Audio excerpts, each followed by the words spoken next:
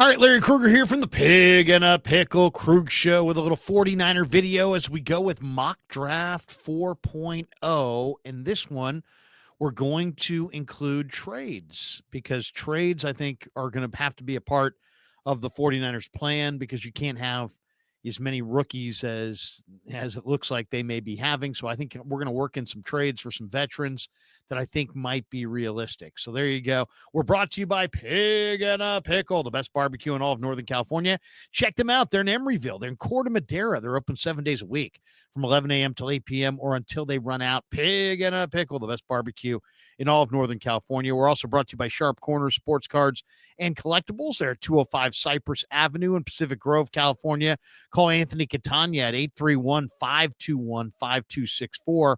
We're also brought to you by Claw Daddy Arcades. They're a great follow on Instagram at claw_daddy_arcades. Find a Claw Daddy Arcade location near you. And this show is also sponsored by LearnKeys Upskill Academy, an online learning platform designed to get you job ready in 6 months or less. Whether you're interested in IT, cybersecurity, or any number of fields, they offer over 30 certification programs to help you take the next step in your professional career. They've been in business for 37 years. The links are in the description for all of our sponsors, and thanks to all of them for being proud sponsors of the Krug Show. All right, let's do Mock Draft 4.0. And this time we're going to work in trades. Now, sometimes the trade angle can be kind of unrealistic, but in this scenario, I think it's probably the more realistic way to go. Why? Because the 49ers have 11 picks. There's potential for them to trade down. There's potential for them to trade Brandon Ayuk. There's potential for them to add a number of extra picks. They could wind up with 15 or 16 picks. And yet they don't want 15 or 16 rookies, especially if they want to contend next year, and I believe they do. So a couple of those guys are going to have to be flipped. A couple of those picks, I should say, are probably going to have to be flipped, and we're going to do that in this version of the mock draft. Now, for this mock draft, we're going to use the Pro Football Focus mock, and we've already done the trades. So this is what we've done to start this off. We started off by trading Brandon Ayuk to the Patriots. He's going to the Patriots for a 4th-round pick and 3 7th-round picks. Okay. That 4th-round pick, number 106, we're then going to flip to the Raiders for Michael Mayer, the second-year tight end who I believe is going to be available.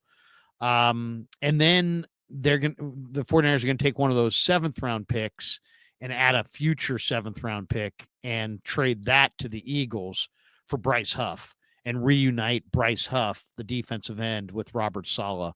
I do think Huff's going to be traded. I think the Niners are a likely candidate to trade for him. I do believe Michael Mayer's going to be traded. I don't think the Niners are going to trade for him because I don't think the Niners and the Raiders will make a trade, but you never know. I think they should. I think Michael Mayer would be a fantastic addition for the 49ers. So there you go. We're there in this mock draft. Before we get rolling, Brandon Ayuk has been traded for a 4th and 3 7ths. That 4th was rerouted to the Raiders for Michael Mayer, and one of those 7ths was rerouted to the Eagles for Bryce Huff. So the Niners will start this with a few extra picks in the 7th round, as well as Michael Mayer, the veteran tight end, and Bryce Huff, the veteran defensive end, in the fold. All right. So the Niners are on the clock at number 11. And here is the board: Will Campbell, Malachi Starks, Jihad Campbell, Will Johnson. They're all right there. Okay, so in this scenario, the Niners already have the tight end position. So I would say, people who are going to say, oh, what about the tight end? I don't think I'm looking for a tight end here. I'm probably not looking for a tight end. So I'm looking for one of these other positions. Defensive end is less of a need because I have Bryce Huff, but doesn't take that off the board.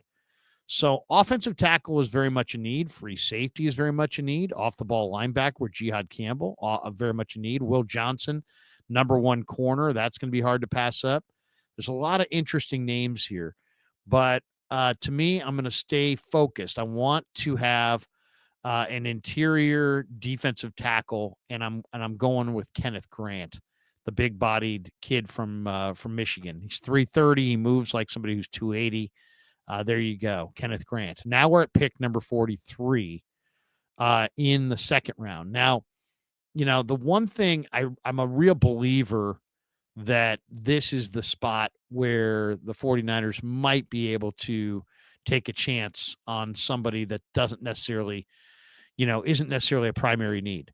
So you could go offensive tackle here. Let's check who the best offensive tackles are. Because you got the defensive tackle. So you could go Ariante Ursi, Donovan Jackson, I like a lot. Ozzie Trapillo from Boston, like him a lot. So there's a lot of interesting names. Charles Grant, I think, is a great prospect. William and Mary. Anthony Belton, big fan of Anthony Belton from NC State. Some of these guys further down the list fit the Niners really well. Logan Brown. Now, my favorite guy is this guy right here, Emory Jones from LSU. And so he's listed at 186 in this mock. So I think I could probably not go offensive tackle here because I want Emory Jones. Okay, so now let's see. Let's take that off and just go best available. Trey Amos and Maxwell Hairston. I mean, those are big, dominating number one type corners. That would be great. Shedeur Sanders is still there. Braden Swinson, terrific. I just mentioned how I love the LSU kids. Swinson, terrific athlete off the edge. I could go Swinson here. There's Cam Scatabo. But you know what? I'm looking at all the options here, and I'm thinking the one guy who's really going to change the Niner offense by his presence alone is this guy right here, Quinshon Judkins. Judkins is a powerhouse. He runs in the 4.4s. He's 220 pounds. He finishes his runs. He loves contact. To me, he's a culture player. This is the guy. You're having a hard time running it in from the 5. If you have Quinshon Judkins and maybe a little bit better offensive line, you got a great shot of getting it done. All right, so now you're at pick 75. So now, once again, I'm looking at the board as it sits. Porter's a really good corner with size. Caleb Johnson's a great running back with size. Taylor, big tight end, but you have the tight end spot. Josh Farmer is intriguing here. Jordan Phillips is intriguing here. You could go receiver and go Trey Harris. Really like Trey Harris.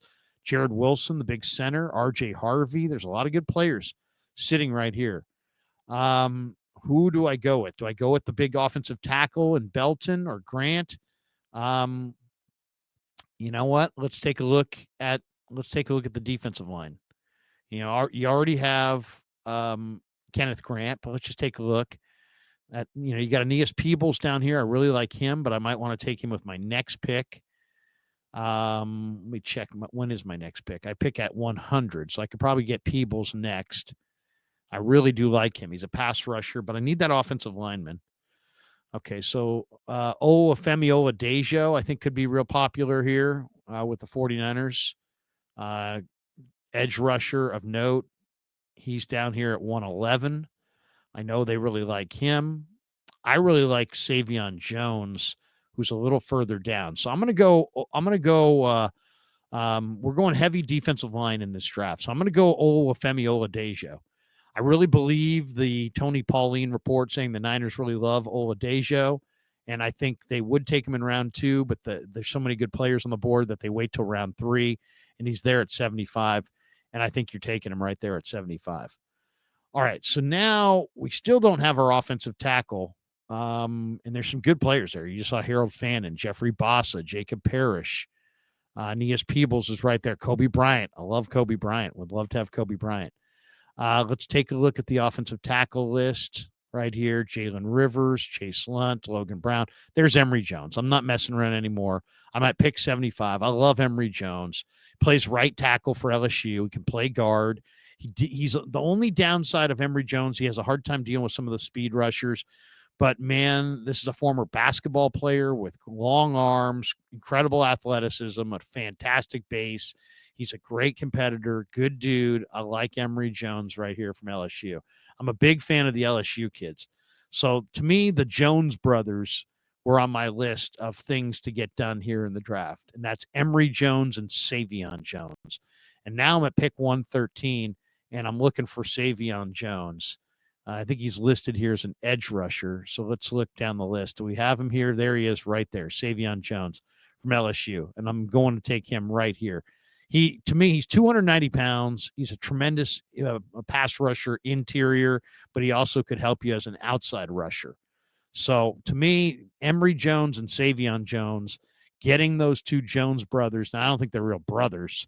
They're not actual blood brothers, but Emory Jones is a tremendous tackle prospect. Savion Jones, I think, could be an edge rusher, but I think he also could be a fantastic interior rusher.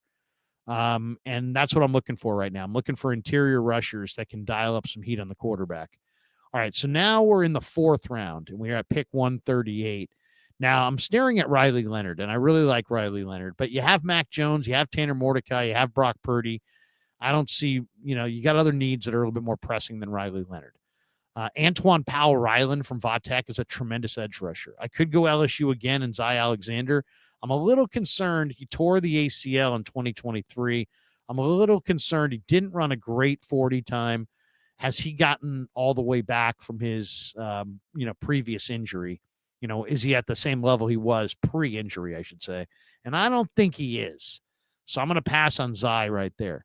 Brashard Smith is really interesting. Now he's a running back, and you already have a running back in Quinshon Judkins, but Brashard Smith is a home run hitter. I mean, this guy is dynamic as hell. You could use him as a receiver if you wanted to. There's Urasek, the tight end from Stanford, who's at Georgia. That's a good one. Billy Bowman's a pretty good safety prospect who is very productive, and he can run. He's got good size. Mullings, a big, powerful back right there from Michigan. He had a great game. Again, now here I am. I'm looking for an interior offensive lineman, maybe, or just somebody who might fall, who I think's great value. Ja Joyner would be hard to pass here. I love Kyle Monangai. Logan Brown is a pretty good offensive tackle.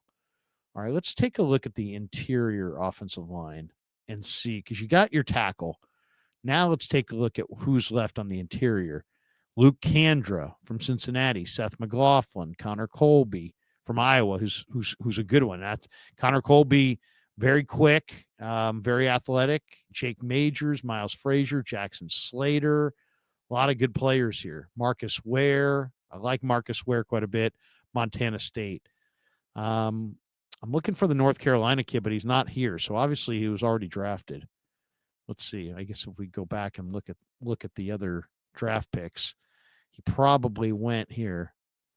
Let's go back and see exactly. Yeah, there's Isaiah Bond is already gone. He was a player that I really wanted. Okay, Savion Jones is right there. If we go back, Noel Williams from Cal, was hoping to get him. Peebles went to Washington in this draft. Kobe Bryant went. So those guys are gone. So I don't know. Maybe he went in the 3rd round. I guess maybe he went in the 3rd round. But here we go. Let's take a look. We'll go look at all. We'll take that interior. There we go. So now we're looking at all the picks. I wanted Willie Lampkin, the center guard from North Carolina, but now I'm just going to go best available. Here we are. Let's take a look at my picks. I've got Kenneth Grant. I've got Quinshon Judkins. So I got a defensive tackle. I got a running back who's, dynamic running back. I've got an edge rusher. I got that offensive tackle. I've got a rusher who can rush inside or outside in Savion Jones.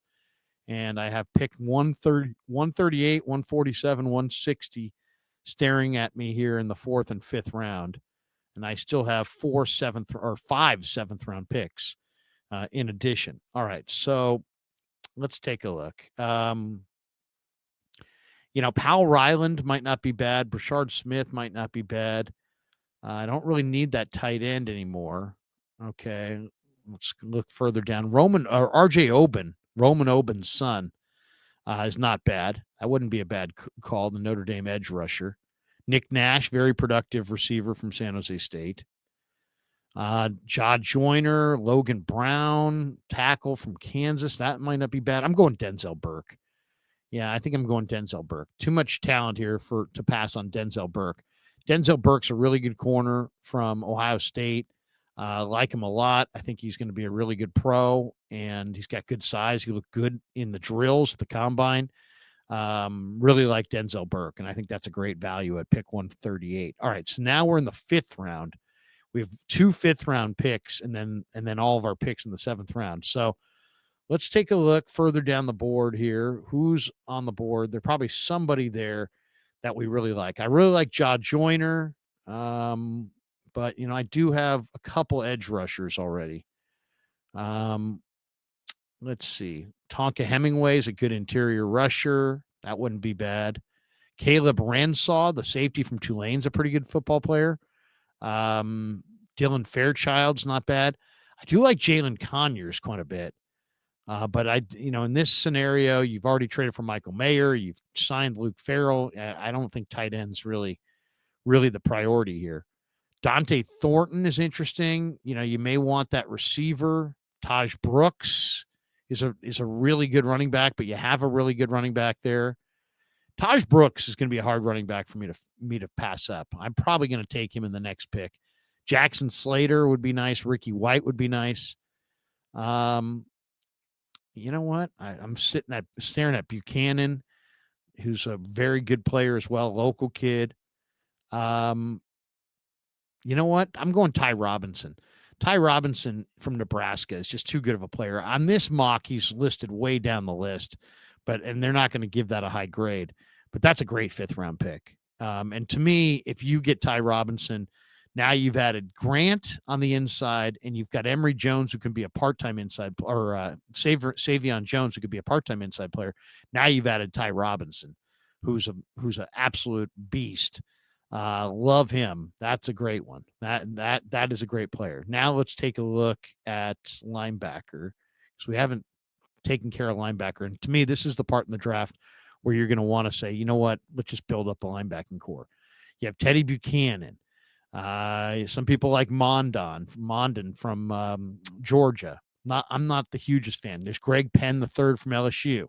There's Aaron Smith from South Carolina State. Now, this is where I think there's some really good players in the draft. I'm going to go Eugene Asante here, but I'm going to stay with the linebacking core.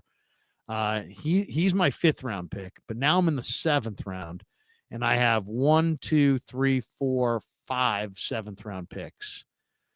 Okay, so let's take a look at who's on the board in the 7th round here. Tyler Shugg. Now, I don't really think Tyler Shugg's going to be there. I do like Brady Cook as a player, but I still think that's a little, I don't think Brady Cook is the player at this point. You need a guard. I think Jackson Slater would be a good guard here from Sac State. I'm a little biased because I'm a Sac State guy. But at pick 217, I think that's really good value. So you get a good guard there in Jackson Slater. The other position you haven't gone for is you haven't gone for wide receiver yet. And I think this is a pretty good player here, Ricky White from UNLV. He's had 4 block punts. I think that's a pretty good player on special teams, and he's a kind of an underrated receiver. A little on the thin side, but I really like him quite a bit. So there we got him there. We got a receiver. All right, I'm still looking at the value at this point in the draft is running back, defensive tackle, tight end, and linebacker. That's where the value is. So let's see. Who is out there that would make sense for the 49ers? Now, Dan Jackson, I think, makes a lot of sense. The safety from Georgia worked out really, really well. But I like Aaron Smith here from South Carolina State. He's just a great athlete, underrated program. To me, I'm looking for stars. I'm looking to hit home runs. This kid's a potential home run. Aaron Smith from South Carolina State. Go watch the film on this guy, man. You'll really like him. South Carolina State's a really underrated program. Raheem Sanders is a good football player, the running back from South Carolina, but we don't really need the running back. Okay, I'm going Marcus Ware here from Montana State. Marcus Ware, to me, at this point in the draft, I mean, I think this guy could be the starting center. And now you've added Marcus Ware at center, Jackson Slater at guard, and Emory Jones at tackle. I think you've done a really nice job of kind of bolstering that offensive line. All right, so now I feel like that job is done. Let's look at who else is on the board.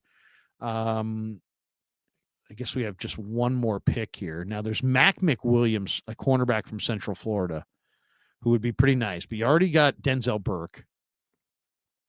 You go Nicholas Martin, a linebacker from Oak State. I think linebacker is probably the position I want to go. Shamar James, the linebacker from Florida, good player. David Benda, the linebacker from Texas, good player. All right, let's look at all the options we have here. Since it's kind of a limited board, we might as well take a look at everybody. Elijah Badger is not bad. Daquan Felton's not bad. Eric Gregory and Nazir Stackhouse are really intriguing defensive tackles, but you're kind of covered there. Nash Hutmacher, do you get Ty Robinson's his tag team running mate? I think you might be able to get him after the draft. Looking at this, I like Mumfield, the receiver from Pittsburgh. Arian Smith, do you get Arian Smith here, who's just an absolute, can fly? We're talking about 4.3 speed. He would take the top off the defense. Jay Toyia is hard to pass here, too. He's a gigantic nose guard, but you have that kind of position covered. Rivaldo Fairweather's a long-arm tight end. That might not be bad, but you have tight end kind of covered. You know what? I might go with the kicker here. I think I'm going with the kicker. I like Caden Davis from Mississippi. I'll go with the kicker. Why not? It's the last pick in the draft. The last pick of my draft. So I need a kicker.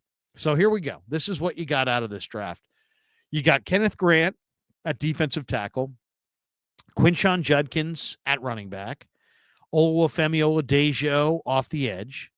Then you got Emory Jones to start your offensive line rebuild. It's funny, they gave that pick an F. That would be an unbelievable pick at pick number 100. This mock has Emory Jones far, far too low. Then they've got the Ayuk trade here. It shows you the Ayuk trade. So Ayuk's now in New England.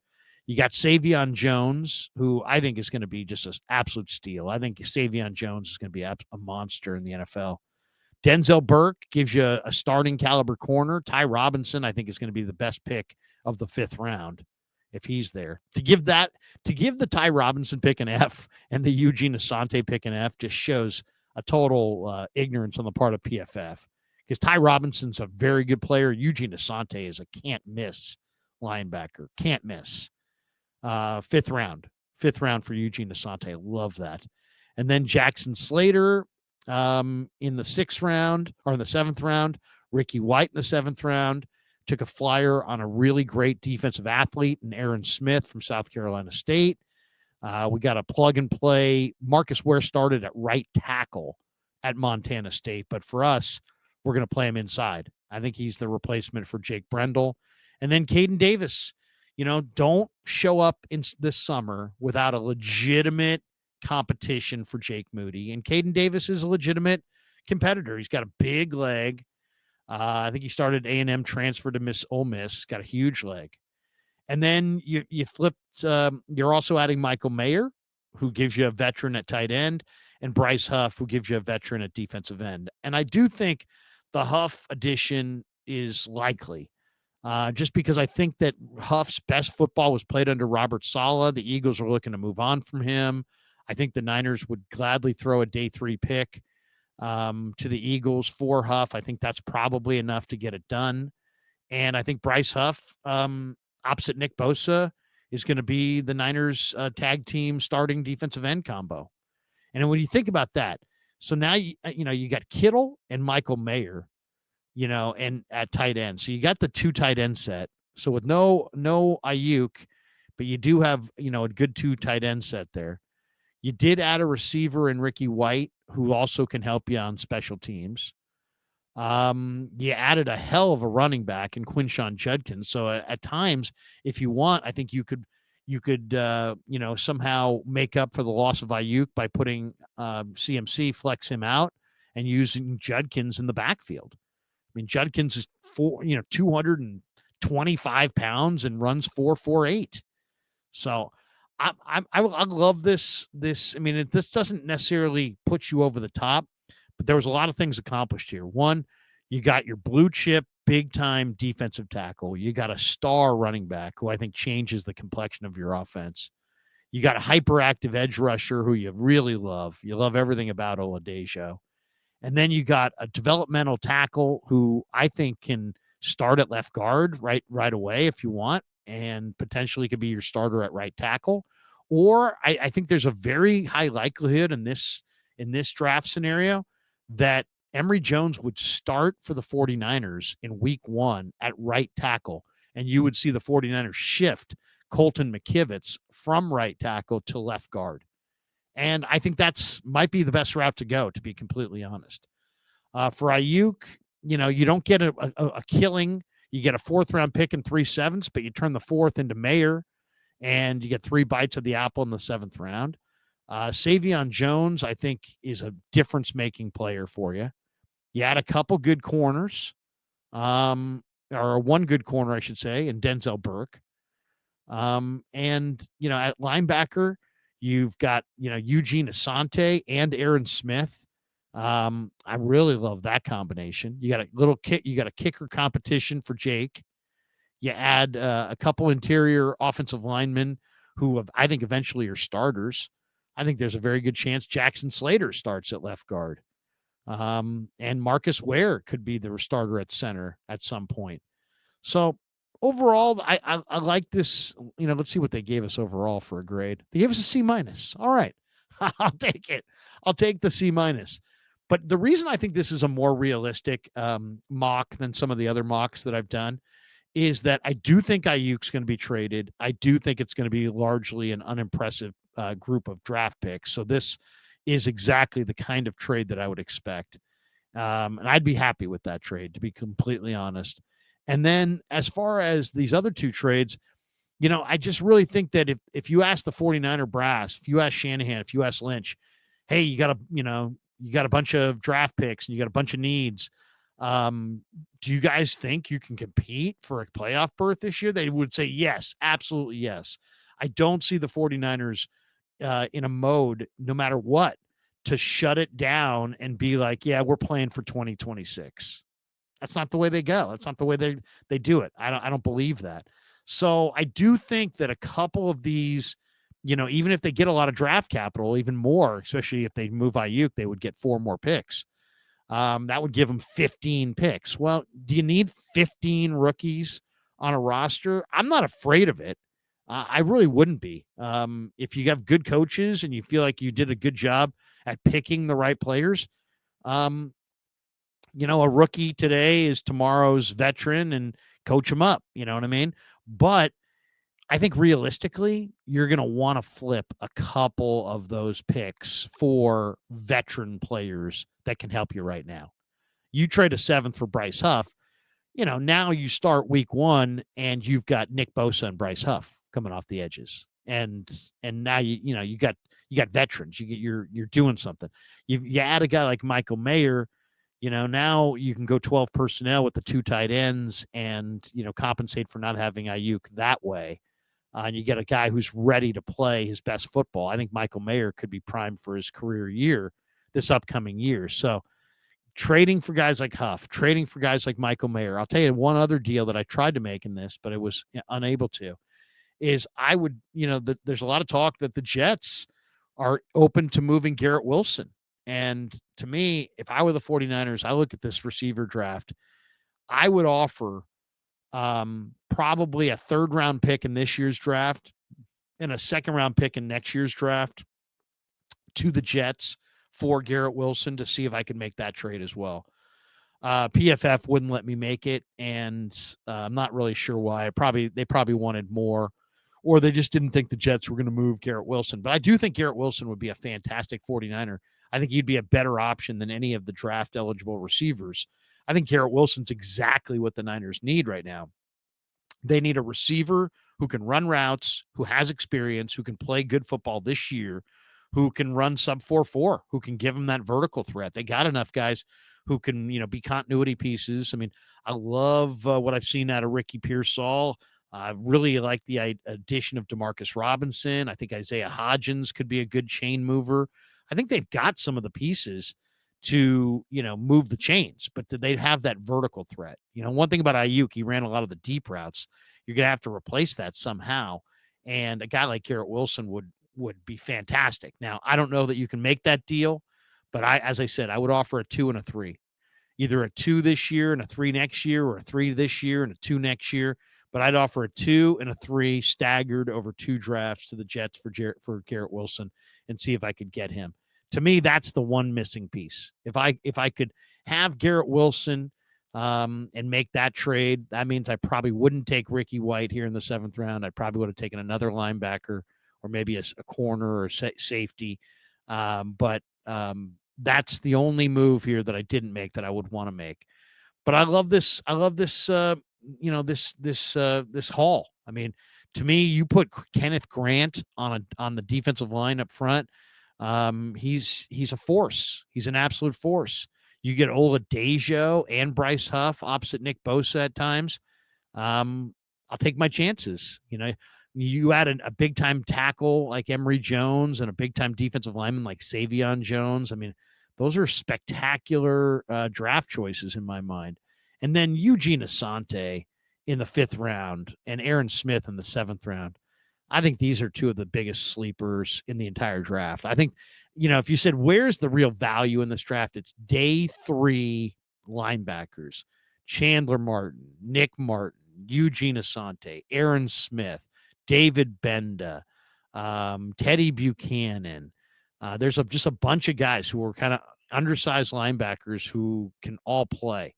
There's even more than that list. I mean, there's even more guys than that. A couple guys that I didn't get in this mock that I really wanted to get. One was Willie Lampkin, the corner from Georgia. Didn't get him. One was Noel Williams, the center from North Carolina, Willie Lampkin, the corner from Cal, Noel Williams, and Taj Brooks, the running back from Texas Tech. I'm a big Taj Brooks fan. But I can deal with that because Quinshon Judkins is a star. He's a star back, and you're probably not going to be a lot of run for Taj Brooks, but I do love Taj Brooks. All right, that's going to do it for us. Thanks to Pig and a Pickle for being the title sponsor of the Krueger Show. Thanks to, of course, our Sharp Corner Sports Cards and Collectibles. Thanks to Claudaddy Arcades.